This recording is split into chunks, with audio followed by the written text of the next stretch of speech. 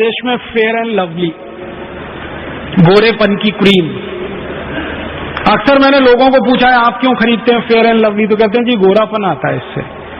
हमने fair and lovely को 4 साल एक भैंस को लगा के देख लिया, वो अभी भी काली की काली है। मैं आपको पूरी ईमानदारी से मेरे जीवन की एक व्यक्तिगत बात बताना चाहता हूं। मेरा एक दोस्त है जो मेरे साथ हॉस्टल में रहता था पढ़ाई करते समय, वो तमिलनाडु का रहने वाला है, चिक्कट काला है। आपके घर में तवा होता है ना रोटी बनाने वाला, उसको उल्टा कर दो, इतना काला मेरा दोस्त है। हम दोनों 7 साल हॉस्टल में रहे, हम दोनों रूम पार्टनर थे, एक ही कमरे में मैं और वो दोनों साथ में रहते थे। 7 साल मैंने देखा कि वो बराबर दिन में 3 बार फेयर एंड लवली लगाता था, अभी भी चिक्कट काला का काला ही है। एक दिन मैंने उसको कहा भैया इतने साल तो हो गए फेयर एंड लवली लगाते लगाते, तू गोरा तो हुआ नहीं, पैसे इतने खर्च हो गए। तो एक दिन उसको गुस्सा आ गया, उसने फेयर एंड लवली कंपनी के खिलाफ एक मुकदमा कर दिया मद्रास की अदालत में। अब मजेदार बात क्या हुई कि जिस अदालत में मुकदमा हुआ उस अदालत के जज ने एक टिप्पणी की कि उसके घर में भी यही समस्या है। फिर क्या हुआ, जज ने नोटिस दिया, कंपनी के वकील आ गए। जज ने कंपनी के वकीलों को कहा कि आप ये सिद्ध करिए कि फेयर एंड लवली लगाने से कोई भी काला आदमी गोरा कैसे होता है। तो कंपनी के वकीलों ने कहा इस क्रीम से कोई काला गोरा हो ही नहीं सकता, क्योंकि इसमें ऐसा कोई केमिकल नहीं है जो काले को गोरा बनाए। जो काला है वो काला है, जो गोरा है वो गोरा है। तो फिर जज ने पूछा आप ये झूठा विज्ञापन क्यों करते हैं? तो उसके वकीलों ने कहा कि भारत सरकार ने हमको लाइसेंस दिया है झूठ बोलने का, इसलिए हम ये झूठा विज्ञापन करते हैं। इस मामले में सबसे ज्यादा मजेदार बात यह हुई कि इसकी चर्चा बहुत हो गई, तो कंपनी ने विज्ञापन देना शुरू किया, Fair and Lovely not for sale in Tamil Nadu,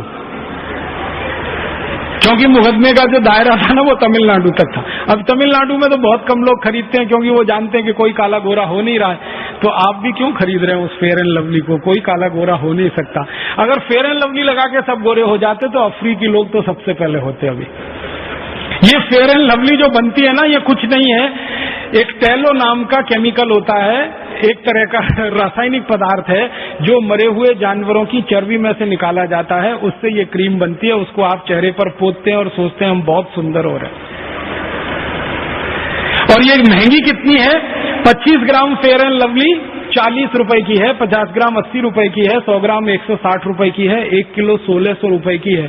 1600 रुपए किलो की क्रीम चेहरे पर लगाएं, उससे अच्छा है 300 रुपए किलो बादाम खाएं। 1600 रुपए किलो की क्रीम चेहरे पर लगाएं, उससे अच्छा 200 रुपए किलो देसी घी खाएं। 1600 रुपए किलो की क्रीम चेहरे पर लगाएं, उससे अच्छा 400 रुपए किलो कुछ काजू किशमिश मुनक्के आदि खाएं तो जरूर कुछ फायदा होगा। इस फेयर एंड लवली को आप 1 किलो लगा लो या 1000 किलो, आप काले हैं तो काले ही रहने वाले हैं, क्योंकि आज तक दुनिया में काले को गोरा बनाने की कोई केमिकल ईजाद नहीं हुई है। और मैं आपको विनम्रतापूर्वक ये कहना चाहता हूं कि शरीर का कुछ भी बदल सकता है, त्वचा का रंग नहीं बदलता। जन्म से आपकी त्वचा का जो रंग तय हो जाता है, आपके माता पिता के डीएनए के साथ फिक्स हो जाता, वही जिंदगी भर रहेगा। तो फालतू में ये फेयर एंड लवली लगाना क्यों? तो आप बोलेंगे फिर क्या करें? कोई क्रीम मत लगाइए, आप जैसे हैं बहुत सुंदर हैं। कुछ लोगों को ये गलतफहमी हो गई है कि क्रीम लगाने से स्मार्टनेस आती है। हमारे भारत में स्मार्टनेस गुण कर्म और स्वभाव से आती है, क्रीम पाउडर लिपस्टिक से नहीं आती। जिनके गुण कर्म स्वभाव अच्छे हैं वो सबसे अच्छे हैं, ये बात वो अपने जीवन में गांठ बांध लें, और इसी बात से उनका और भारत स्वाभिमान का भला होने वाला है।